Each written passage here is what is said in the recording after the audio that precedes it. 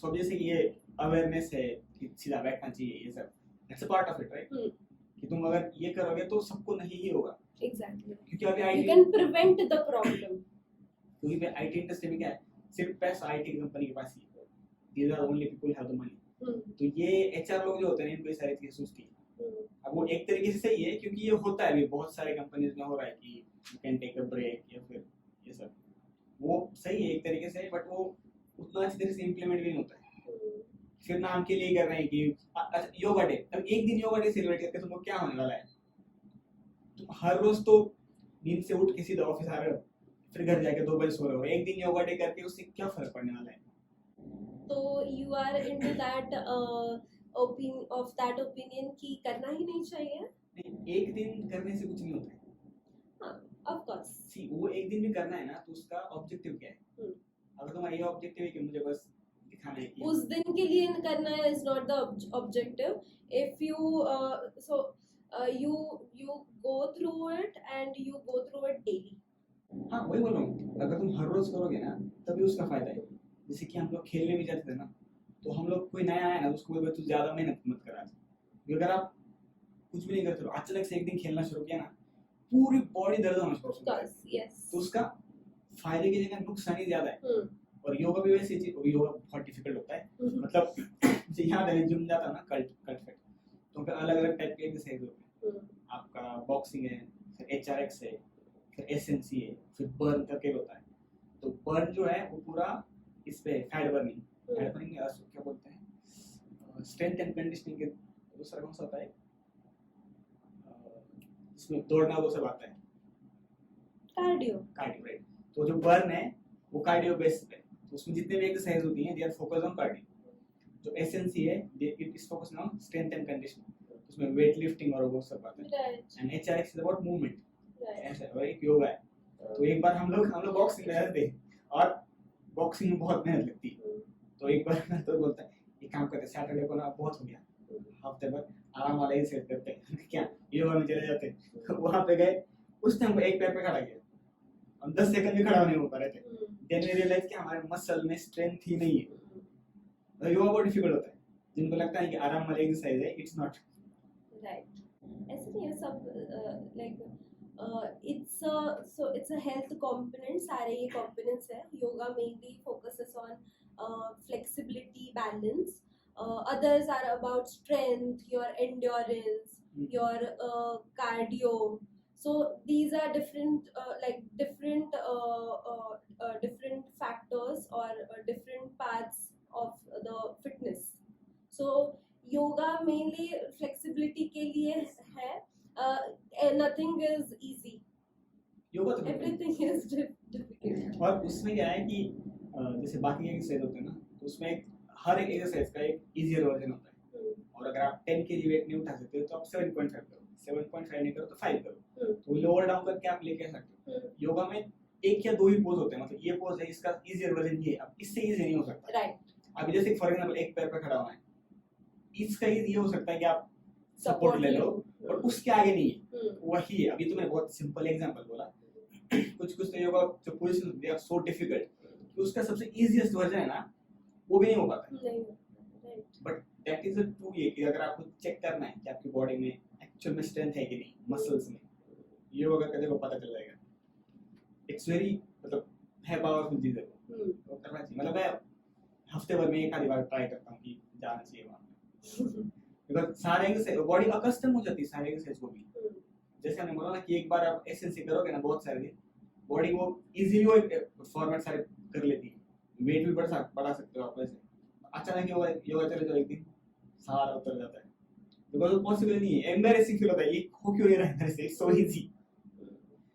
So do you like सब आप लोगों को प्रिस्क्राइब करते हो योगा करो ये सब एक्सरसाइज?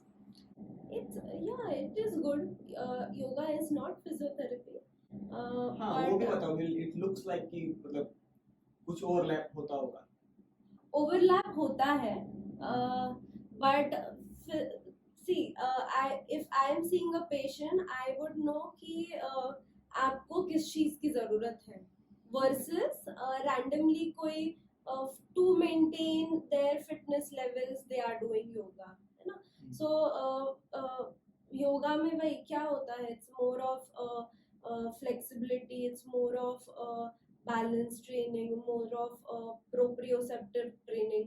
सो ये सब अगर आपको वो चीज की जरूरत है और उससे आपका प्रॉब्लम क्योर होने वाला है, I would recommend you that. If not necessary, I would, if your muscles are lacking somewhere, that's why you are having this problem, then I would suggest as in I would like treat you in that way, whatever is needed to make you better. So it's a tool for you. Sorry. It's a tool for you. Use करना नहीं करना, it depends upon the patient. Yoga is a different field. वो mainly like to keep your body into fitness, keep your body healthy, or into like movement. Yoga के आसनास होते हैं अलग अलग, वो करते हैं. Physiotherapy is not really about yoga. Physiotherapy किसी ऑपरेशन की बारी करनी होती है, मतलब जैसे हम थोड़ी देर पहले बात कर रहे थे कि apart from surgeries like knee surgery, elbow surgery, उसको छोड़ के आपके पास कौन से अलग अलग टाइप के पेशेंट्स आते हैं? सो एज आई सेड, जो मैंने आपको डिफरेंट फील्ड्स बताए थे. So from children to like older age, it applies to everyone. Okay. जैसे मैंने डिफरेंट कंडीशन वाइज आपको बताया कि physiotherapy is also about preventing the problem, preventing the injury. So आपको ये तकलीफ नहीं हो, इसलिए आपको क्या करना चाहिए, that on the assessment, on the diagnosis we understand that. Second thing, अगर if you're coming with certain problem, like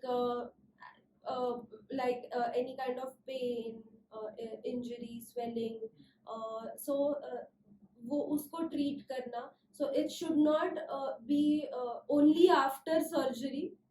After surgery तो वो post surgical rehabilitation रहता है. But like even like to avoid surgery, you need physiotherapy. But लोग जैसे आपने बोला कि किस चीज को अवॉइड करने के लिए, राइट? बट अब जैसे कि for example heart disease avoid करने के लिए एक पूरा कैंपेन चलता है, मतलब उसके लिए पूरी इंडस्ट्री कि कोलेस्ट्रॉल कम वाला खाना खाओ, राइट?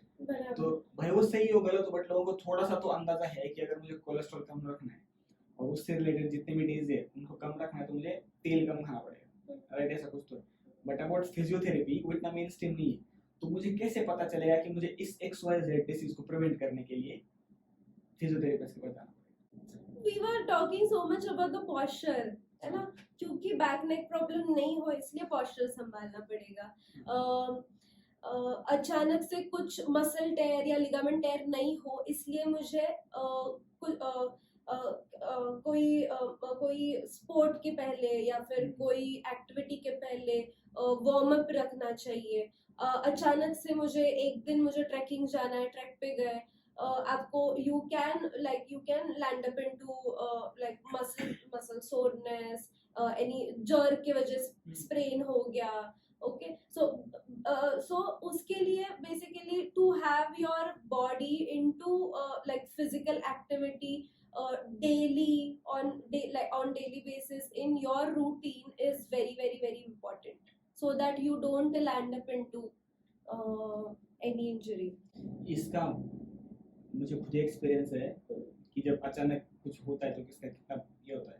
जब मैं कॉलेज में था तो मैं क्रिकेट क्लब ज्वाइन किया, तो उसमें फील्डिंग की प्रैक्टिस चल रही थी. तो दौड़ के आके बॉल उठा के स्टंप की तरफ फेंकना होता, तो मैंने जोर से फेंका और मैंने एल्बो में जोर से झटका लग गया. अब तब थोड़ा सा दर्द हो रहा था, राइट हो जाएगा ठीक, उसमें क्या है. तो उस पर बॉलिंग की प्रैक्टिस थी. अब आइडियली मुझे नहीं करना चाहिए था वो, बिकॉज थोड़ा दर्द कर रहा था, बट स्टिल मैंने कर दिया. बट वो बहुत कम दर्द कर रहा था.